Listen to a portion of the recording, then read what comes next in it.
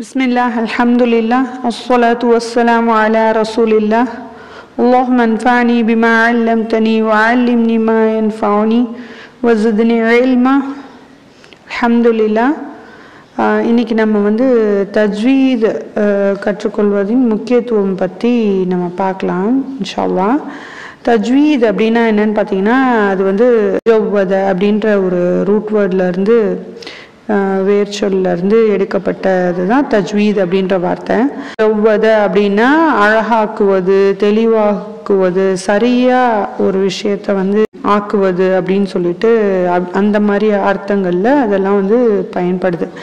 So தஜ்வீத் அப்படின்னா அழகாக்குதல், ஒரு விஷயத்தை அழகாக்குறது. இந்த உச்சரிப்பு இப்போ தஜ்வீத் குரானை தஜ்வீத் முறைப்படி ஓதுறதுன்னா குரானை அதுக்கு கொடுக்க வேண்டிய உரிமை கொடுத்து சரியாக அதை உச்சரித்து அந்த சட்டங்கள் எல்லாத்தையும் முறையாக அதில் நம்ம இம்ப்ளிமெண்ட் பண்ணி கரெக்டாக அதை அழகாக ஓதுறது அப்படின்றது அர்த்தம். அடுத்து தஜ்வீதோட ஓதுறது ஏன் அவசியம் அப்படின்னு சொல்லிட்டு பார்த்தீங்கன்னா, அது நம்ம ஏற்கனவே அதை பார்த்துருக்கோம். அல்லாஹ் தஆலா தன்னோட திருமறையில் என்ன சொல்கிறான்னா, ஒரத்திலில் குர்ஆன தர்த்தீலா அப்படின்னு சொல்கிறான்.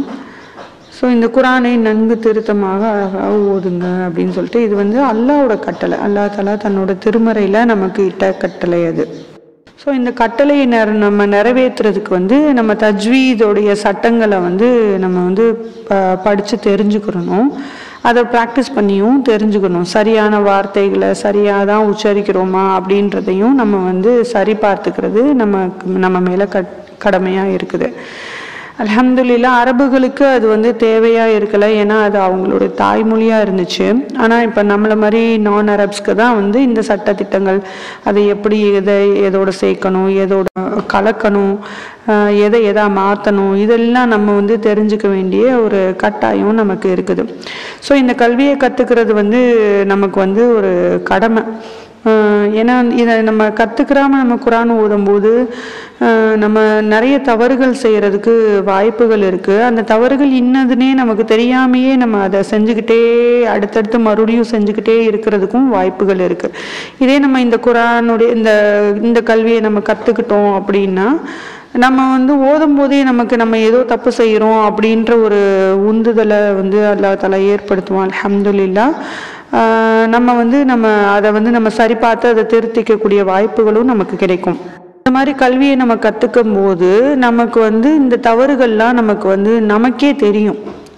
என்னென்ன தவறுகள் நம்ம செய்கிறோம் அப்படின்றது நமக்கே தெரியும். ஓத ஓத அதை நம்மளே கண்டுபிடிக்கலாம், அல்லது நமக்கு ஒரு உறுத்துதலை ஏற்படுத்தி அல்லாஹ் தஆலா அதை நமக்கு கற்றுக் கொடுப்பான். அல்ஹம்துலில்லாஹ்.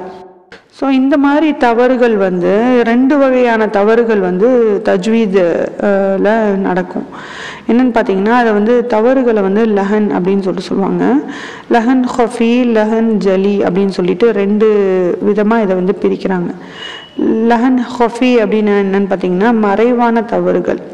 அதாவது அது அது அவ்வளோ ஈஸியாக நம்மளால் கண்டுபிடிக்க முடியாது. அதுவும் இல்லாமல் அது அந்த அளவுக்கு அது ஒரு பெரிய தவறாகவும் இருக்காது. ஆனால் அந்த லஹன்ஜலி அப்படின்றது வெளிப்படையாக இருக்கும். அந்த தவறுகள் அதை ஈஸியாக குரானை சும்மா வாசிக்க தெரிஞ்சவங்களாலே கண்டுபிடிக்க முடியும், அந்த மாதிரி இருக்கும். இந்த மாதிரி தவறுகள் ரொம்ப ஒரு பாரதூரமான அர்த்த பிழைகளையும் நமக்கு பாவத்தையும் சம்பாதித்து தரக்கூடிய ஒரு பிழைகளாக, தவறுகளாக இந்த தவறுகள் இருக்குது. இன்ஷா அல்லாஹ் அது என்னன்னு நம்ம பார்க்கலாம். இப்போ இந்த லஹன்ஜலி அப்படின்றது எப்பெல்லாம் உருவாகும்னு பார்த்தீங்கன்னா, நம்ம ஒரு எழுத்தை மற்றொரு எழுத்தாக நம்ம மாற்றி உச்சரிக்கும் போது இந்த லஹன்ஜலி உருவாகலாம். அதாவது இப்போ நம்ம ஒரு வல்லின எழுத்துக்கு பதிலாக ஒரு மெல்லின எழுத்தோ, அல்லது மெல்லின எழுத்துக்கு பதிலாக ஒரே மஹ்ரஜில் இருந்து ஒரே மாதிரியான எழுத்துக்கள் வல்லினம் எழுத்தாகவும் மெல்லின எழுத்தாகவும் இருக்கும். அதை மாற்றி மாற்றி போடுறது மூலியமா நமக்கு இந்த மாதிரி தவறுகள் நிகழும். இப்போ உதாரணத்துக்கு பார்த்தீங்கன்னா, கல்ப அப்புறம் கல்ப் ரெண்டும் இருக்குது. கல்ப் அப்படின்னா காஃப் போட்டு நம்ம வந்து கல்புன்னு சொல்லுவோம். அது வந்து இதயத்துக்கு, அதாவது நம்ம உள்ளத்துக்கு சொல்லப்படுற ஒரு வார்த்தை கல்ப் அப்படின்றது. இதே கல்ப் அப்படின்னா கஃப் போட்டு சொன்னோம்னா அது வந்து நாய் அப்படின்ற அர்த்தமாக அது வந்து மாறிடும்.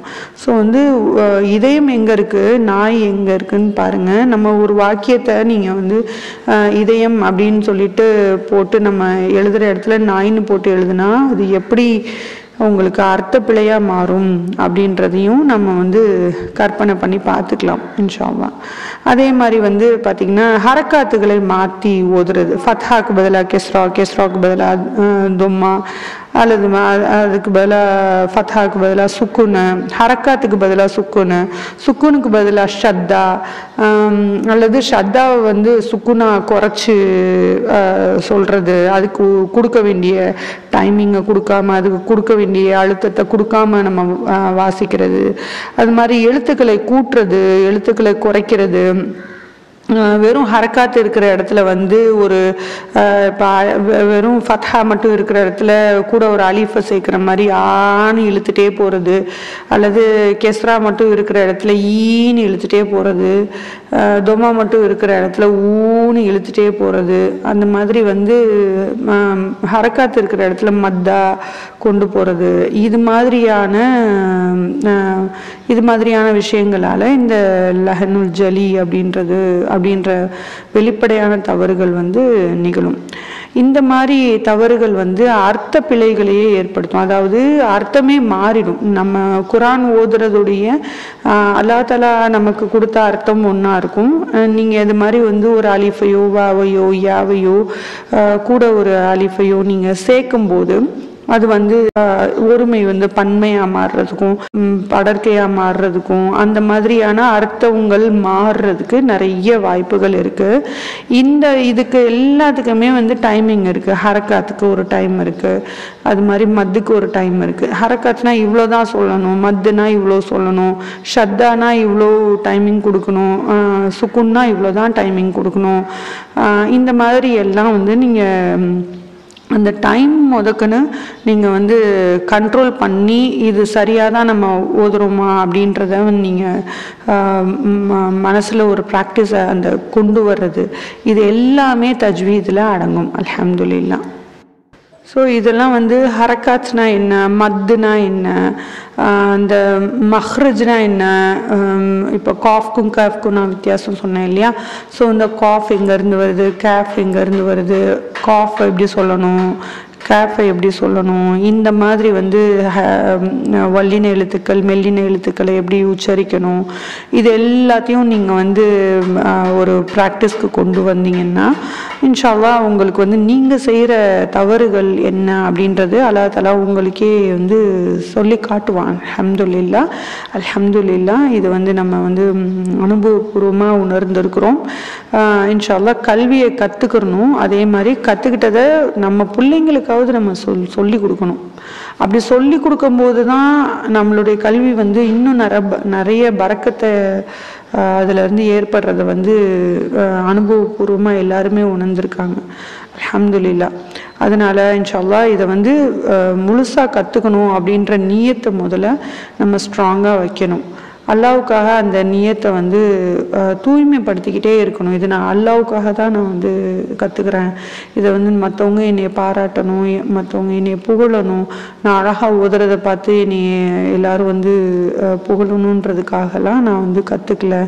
நான் வந்து நாளைக்கு அல்லாட்ட கூலி வாங்கணும், அல்லாவோட திருப்தியை பெறணும், அல்லாவுடைய உயர்ந்த அந்தஸ்தை பெறணும் அப்படின்றதுக்காக தான் நான் கற்றுக்கிறேன் அப்படின்றத வந்து நம்ம நியத்தை வந்து ஒவ்வொரு தடவையும் புதுப்பிச்சுக்கிட்டு நம்ம இன்ஷா அல்லாஹ் இந்த கல்வியை அணுகணும்.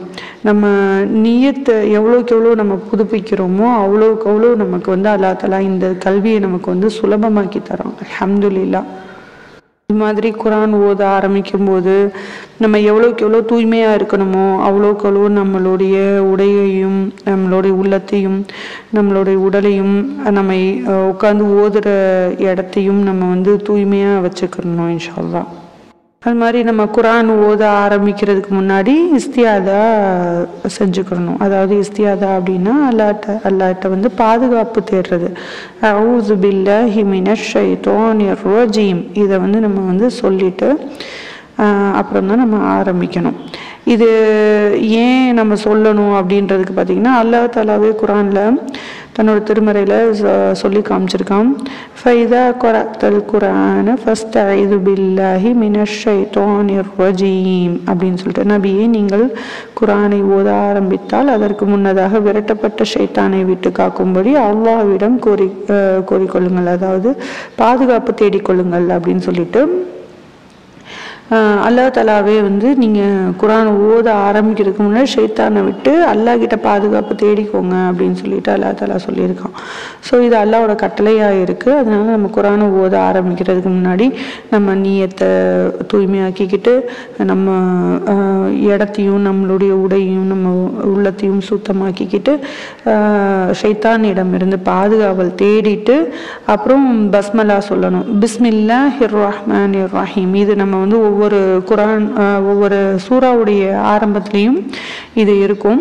சூறா தௌபாவை தவிர நடுவில் நம்ம எப்போ ஆரம்பித்தாலும் மற்ற சூறாக்களில் எதில் நம்ம இப்போ பக்ராவில் நடுவில் ஆரம்பித்தாலும் நம்ம இந்த பிஸ்மில்லாஹிர் ரஹ்மானிர் ரஹீம் சொல்லிட்டு தான் நம்ம ஆரம்பிக்கணும். அதே மாதிரி வந்து குரலையும் வந்து அழகுபடுத்த ரொம்ப அப்படியே இனிமையாக்கிக்கிட்டு தோணியும் வந்து ரொம்ப ஒரு பணிவாக அல்லாஹ்வுடைய வசனத்தை ஓத போகிறேன் அப்படின்ற ஒரு நியத்தோட நம்ம வந்து இன்ஷா அல்லாஹ் ஓதணும். அது மாதிரி திருத்தமாக அழகாக ஓதுறதுக்கு நம்ம முயற்சி பண்ணணும். அதோடைய அர்த்தம் நமக்கு விளங்குதோ இல்லையோ, அட்லீஸ்ட் நம்ம வந்து ஜன்னத், நார், இந்த மாதிரியான நரகம், சொர்க்கம், இந்த மாதிரியான வார்த்தைகளாவது நமக்கு வந்து ஓதும்போது நமக்கு தெரியும் இல்லையா. ஸோ அந்த மாதிரி இடங்கள்ல வந்து நம்ம அல்லாஹ் தஆலா ஜன்னத்தை பற்றி சொல்கிறான் அப்படின்னா, யா அல்லாஹ் ஜன்னத்தை எங்களுக்கு சுலபமாக்கி கொடு, ஜன்னத்துக்கு வாரிசாக எங்களை ஆக்கி கொடு அப்படின்னு நம்ம துவா செஞ்சுக்கிட்டோம். அதே மாதிரி நரகத்தை பற்றின வசனங்கள் வரும்போது நம்ம வந்து யா அல்லாஹ் இந்த நரகத்தை விட்டு எங்களை பாதுகாத்துரு அப்படின்னு சொல்லிட்டு நம்ம வந்து நரகத்தை விட்டு பாதுகாவல் தேடணும்.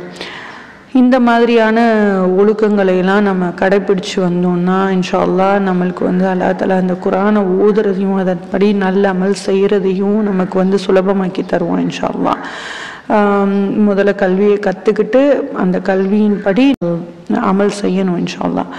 அந்த நல்ல நியத்தையே நாம் அடிக்கடி புதுப்பிச்சுக்கிட்டு இன்ஷா அல்லாஹ் வெற்றி பெற்ற நன்மக்களாக வல்ல ரஹ்மான் நம் அனைவரையும் ஆக்கி வைப்பானாக. سبحانك اللهم وبحمدك نشهد أن لا إله إلا أنت نستغفرك ونتوب إليك.